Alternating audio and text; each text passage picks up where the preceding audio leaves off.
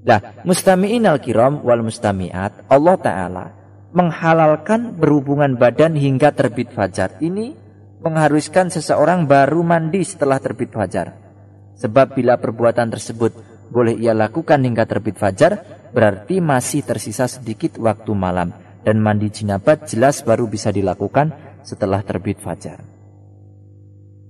Adapun dalil dari hadis diriwayatkan bahwa Rasulullah memasuki waktu subuh dalam keadaan junub.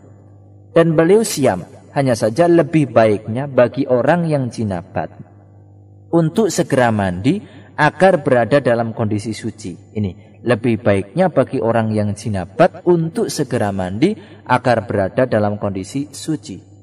Bila tidak bisa mandi, hendaklah wudu, karena wudu meringankan jinabat. Nabi ditanya tentang tidur dalam keadaan junub. Beliau menjawab, bila ia wudu, silahkan tidur. Ini menunjukkan wudu meringankan jinabat. Di samping menunjukkan keharusan siapapun untuk tidak tidur kecuali dalam keadaan suci. Baik suci secara sempurna, yaitu dengan mandi jinabat, maupun suci yang memperingan, yaitu dengan wudu. Mustami'in al-kiram wal mustami'at. Melarang menggauli istri di malam Ramadan. Ini juga statement yang salah. Sebagian kalangan ada yang melarang menggauli istri di malam hari Ramadan. Bahkan mereka mengingkari orang yang membolehkan hal itu. Nah, pengingkaran ini tidak benar dan tidak perlu diperhatikan. Allah Subhanahu wa taala berfirman, "Wa hilla lakum lailatas syiyamir rafathu ila nisaikum hunna libasul lakum wa antum libasul lahun." Dihalalkan bagi kamu pada malam hari bulan Syam bercampur dengan istri-istrimu. Mereka adalah pakaian bagimu dan kamu pun adalah pakaian bagi mereka. Di suratil Baqarah. Nah, nas ini secara tegas membolehkan menggauli istri di malam Ramadan. Siapapun yang menyatakan sebaliknya berarti benar-benar menuturkan perkataan mungkar dan dosa.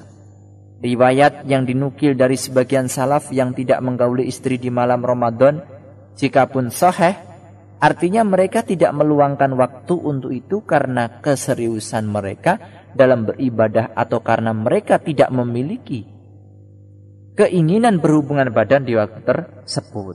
Ini, mereka tidak berhubungan badan di malam hari Ramadan tidak berarti mereka melarang hal itu. Kemudian lagi melarang anak perempuan siam. Ini juga salah. Kebanyakan orang melakukan pelarangan itu dengan dalil mereka masih kecil. Ini tidak terlarang.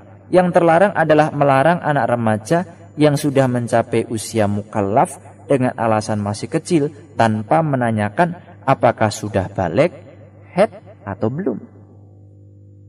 Lah, berikut tersampaikan fatwa Syekh Ibnu Jibrin rahimahullah saat ditanya kapan remaja wanita wajib puasa atau siam.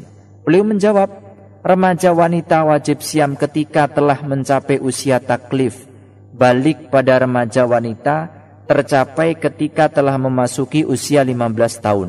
Tumbuh bulu halus di sekitar kemaluan atau mengeluarkan air mani, haid atau hamil. Ketika sebagian tanda balik ini sudah ada, maka yang bersangkutan wajib siam meski usianya baru 10 tahun. Sebab tidak sedikit gadis remaja sudah haid pada usia 10 tahun, 11 tahun, namun pihak keluarga bersikap menyepelekan dan mengiranya masih kecil, karena itulah mereka tidak menyuruhnya siam.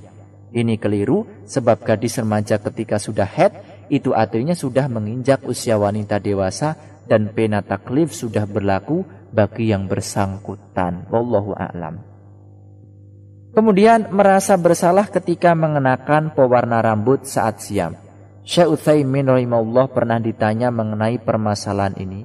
Beliau kemudian menjawab, itu tidak benar. Karena mengenakan pewarna rambut saat siam tidak membatalkan siam sama sekali. Sama seperti mengenakan celak mata, obat tetes telinga, tetes mata, dan lainnya. Itu semua tidak membahayakan atau membatalkan siam.